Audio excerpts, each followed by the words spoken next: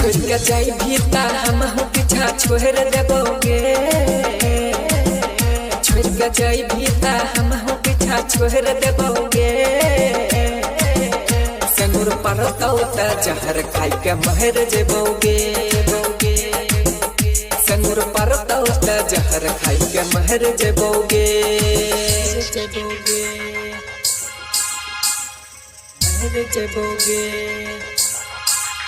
Sanur परतौ त जहर खाई के महर जेबोगे।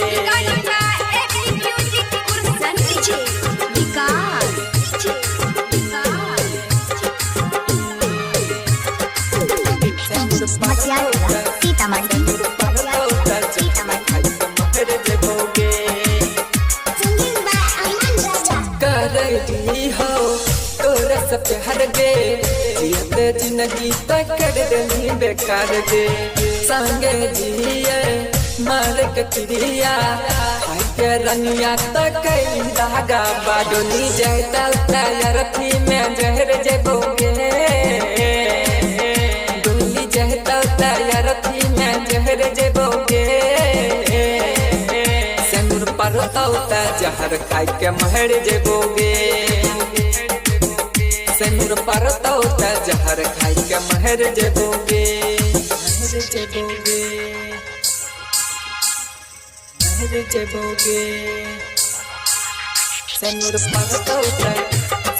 परतौ त जहर खाई के महर जेबोगे।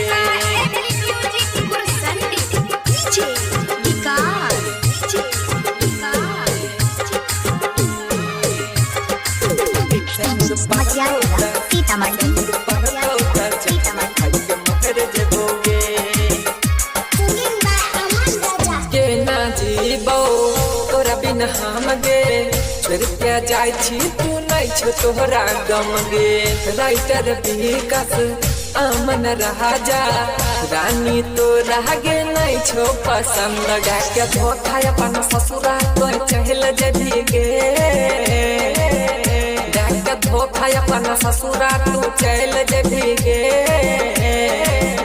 सनूर परतौ त जहर खाई के महर जेबोगे,